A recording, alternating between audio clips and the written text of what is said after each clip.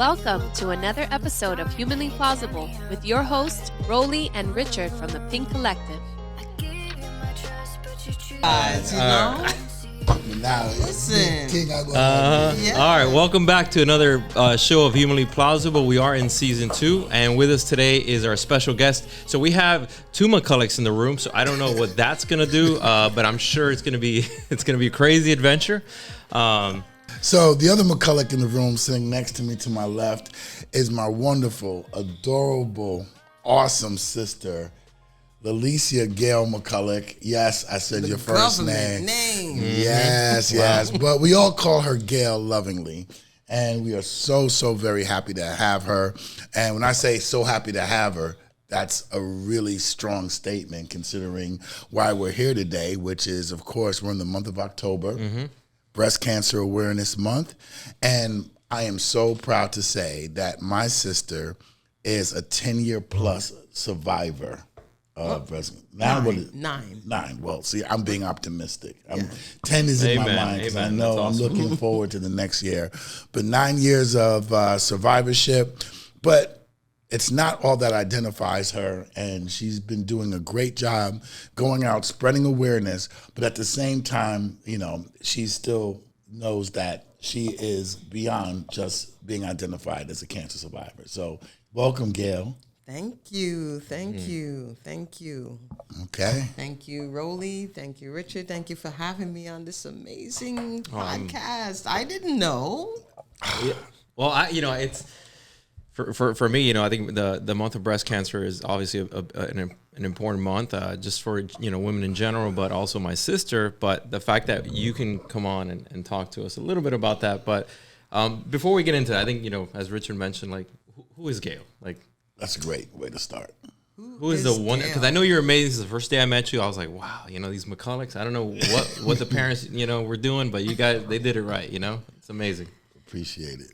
Gail is the baby sister of Richard. And that's a whole different podcast. Who thinks she's the older sister of Richard? Yeah, I guess that's always been the mistake. Yeah. Born to beautiful Jamaican parents, Bronx, New York. Come on. And now stand up, Bronx, stand up. Yeah. Very involved in the Jamaican culture from back in the days in the Bronx, especially at, if you're in the Bronx, St. Luke's Church. Yep. I was very, very involved there. And that's pretty much in my roots because of, how we were raised. Miss Brown, our surrogate grandmother, who had a tremendous part in raising Richard, myself, helping our dad.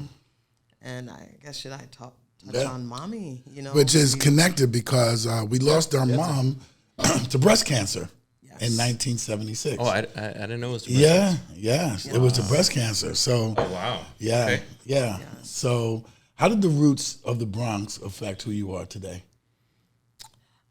I would have to say it's the culture because we had so much. I seem to move very much towards the Jamaican culture. Mm-hmm. Although, yes, I was born in New York. I was not born in Jamaica. I always say I was born in the parish of Bronx, New York. Right. But no, I was, yes, I'm American, whatever. But growing up in the Bronx really had a major effect on me from music, cooking the foods that we enjoyed as children, worshiping in the church, and so many things. The richness, that answers your question. No, it definitely does, and I think there's we're going to be covering a lot. I think within that story, I think But professionally, so like just so we can let the audience know professionally what you do, so we can contextualize a bit there on your professional side before we go into the box, because that box is dangerous, and when we open it up, things happen and conversations flow. Yeah, so we definitely what do you do? Professionally, okay. So professionally, I am an IT, information technology consultant. I fell into it. I never thought I would have been in IT. I DJ on the side, and I did a party. And after I finished the party, the young lady said to me, "Well, do you do anything else?" And I said, at the time, I was working in higher ed, and I was I was the director of financial aid at the time. And I told her that's my background. She said, "Oh, my company would love you." So I submitted my resume, and that's how I got into IT. And I've been in IT now for quite some time now, 10 years or so. And so now you're part of the Great Resignation as well. And I am a part of the Great Resignation. All right, yes. So we got a lot to discuss here.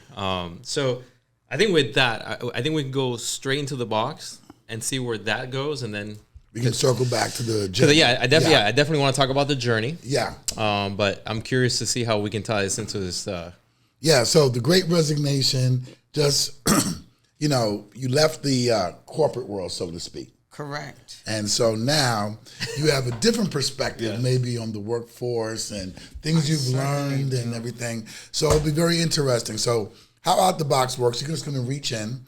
We have random questions in here. And we don't know. Yeah, we don't know what you're going to pull out, but then we're going to have a conversation based on what you pull out, without us even knowing. This was your brother's idea, by the way, which has been great. So he always has great ideas. Oh, jeez. Another shameless plug. All right. That one feels like a winner. It is what it is. Wait, no, you're gonna read it. You're gonna read it. Oh. Do us the honor. Surprise us. Okay. Oh, boy. I like hearing it for the first time. How do you like to have fun? No, that's not what Are you kidding me? Yeah, because that's what you were looking at. I'm like, who wrote that? Who wrote that one? Interns will be fired. Yeah. What should every client know that will help them get the best out of their marketing and advertising agency?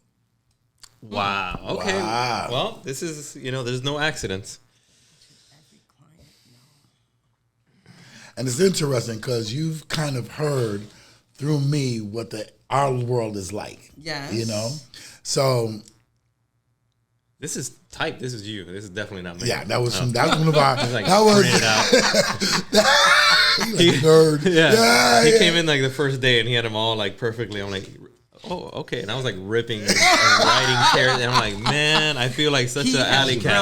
Yes. My brother has grown. I have definitely grown. Has. So proper he is. Okay. What should every client know that will help them get the best out of their marketing and advertising agency? So this is definitely a good one, because at least from our perspective, not our perspective, our communications with prospects, we often tell. Well, here's the big one. They ask us, just give us a proposal and let us know how much it's going to be. Yeah. But that's already a problem, because what you should be telling an agency, an advertising agency, especially when you're going to invest money, because that's the word investment, you need to propose that I have $500,000 of marketing money for the next year. Mm-hmm. What can you guys do with that money? And that you should ask a couple of agencies and have them bid on that amount. So that's general. But there's a lot of different things to that as well on what that relationship looks like. And you can think about it as you being a client. What do you think you should know when you're dealing with the advertising agency? Now, let's say you decide instead of consulting, you're going to start your own startup, and you would need an advertising agency, and we would hope you'd become another. I would think so. Yeah. So, what do you think you would want to know? I think that's another way to look at it. Or what should you know? Based on kind of me just kind of running things by you in the past, too, just giving you high-level thoughts. I would want to know a lot about the feedback that you guys have received from other clients.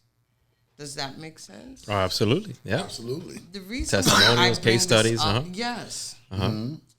Funny enough, I was having a conversation with a girlfriend of mine the other day, and we were chilling at my house, playing Pandora. She said, "Oh, the music is always so great here."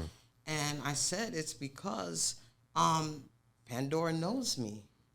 It knows the algorithms of it, you know, by my likes." Right. And she says, "Well, I don't do that, so I don't even play Pandora anymore."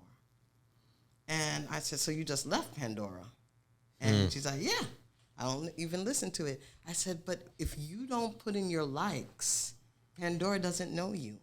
So feedback is extremely important. In order for folks to know how to treat you, they have to know how they're doing.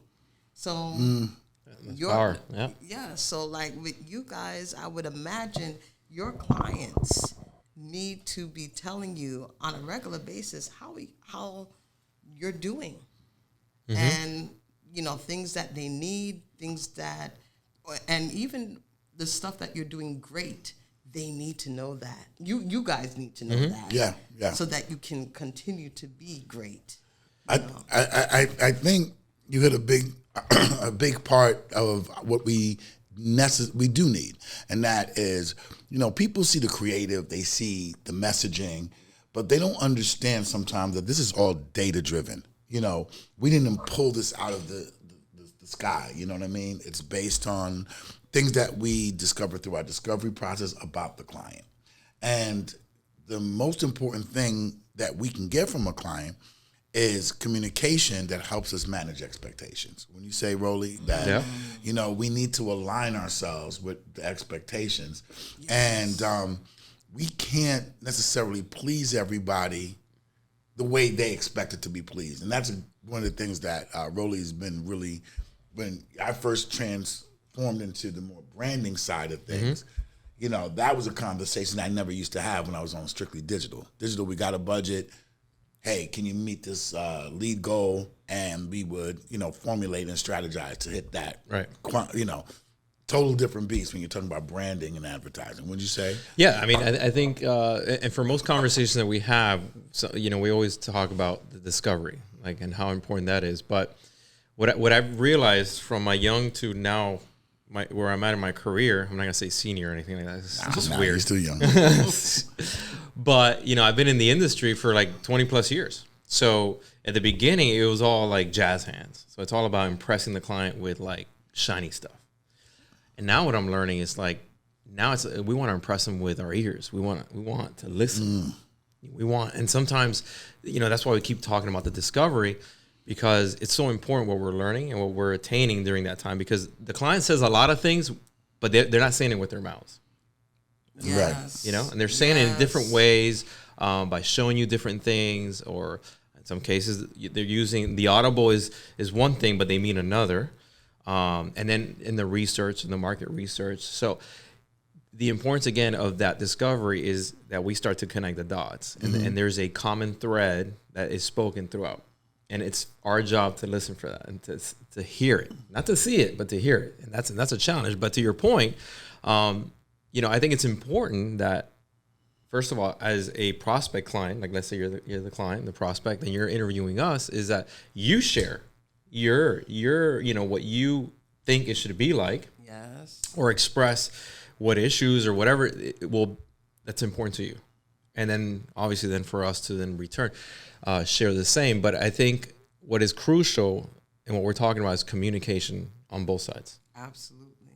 In my career, you know, one of the first things that we did as an implementation consultant is BPA, business process analysis. And that's when we sit down with our client. Right. And we need to know, what are the expectations? What is it that you want to see? That's always, that has to be the premise. That has to be the foundation. Yeah. And else we leave room for disappointment. 100%. And one of our things is being able to, you know, and this kind of goes back to having case studies and things that elevate our conversation when it comes to now our fee. We don't we don't want them to look at us as a cost. That we want them to see the value of what we do. And I always think about you in terms of Gail has kind of a rule when she's traveling. Like say she's going to a concert. Gail only does, and I always laugh at it. She only does VIP. And I always meaning. And why don't you talk about why you do it? Natalie says it best. Our little cousin, she says it best. She says, "Oh, she only likes to sit on Janet's lap." Like she wants to. Jackson. Otherwise I won't go. If I can't afford to do it that way, I'm not going. Because you see value. The value, exactly. When I do a search in Google for something, my search begins the best, whatever, the best. Yeah. And if it's something that you want, my goodness, advertising, marketing for your company, you want the best. So that's value. Yeah. So if you're serious about growing your company, you got to find a way. You got to find a way. If the cost is up there, you have to find a way because you want the best. Great point. No, it's true. Me too. I mean, when I'm thinking about it, of course. We're not saying, can I get mediocre, tickets? So.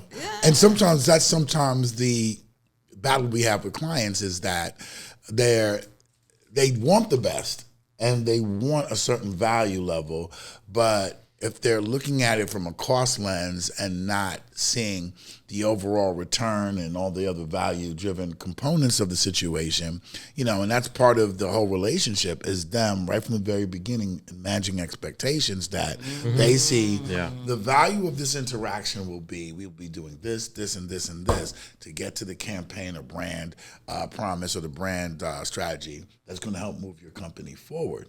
And so I think back to that question, I think one of the things we really have to do well is manage expectations so that they see the value and not cost.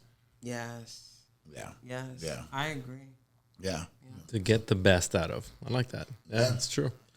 So now to bring it back to your cancer journey, because I don't know if you ever told me, but I didn't know your mom passed from breast cancer.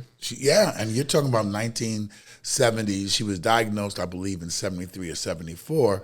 And, back then, there was really not a lot that they could do, even if they caught it relatively early.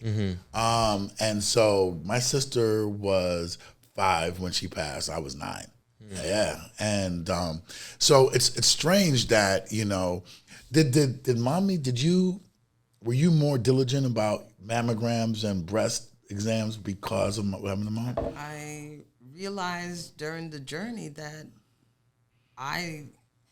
mommy died so I could live, because had I not been aware, I would have, you know how I am, I would have never been diligent getting my mammogram. Right. And recently, when I spoke for my city, I expressed wholeheartedly that I did not find the tumor. I personally did not find it. The mammogram did.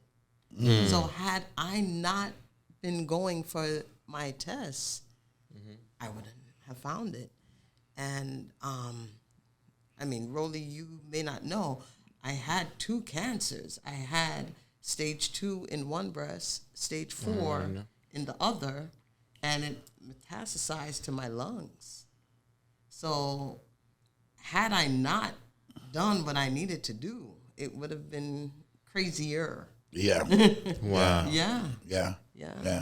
So because obviously what you guys experienced with your mother, so when you first heard that news, that must have been that must have shook all of you guys, of course. But ultimately, I was 5. I'm talking about once you got diagnosed. Now, you yourself. Folks ask me. I don't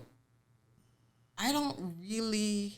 I remember when the doctor said it, but it's like I just didn't even have a reaction. Right. I think it was interesting because I think part of it's interesting that she's, a system optimization liaison. It's a very detailed, very logical, rational, systematic, analytical. And I think that's what made Gail less emotional, so to speak, at the onset. I think it became sort of this analytical situation. Okay, what do I need to do?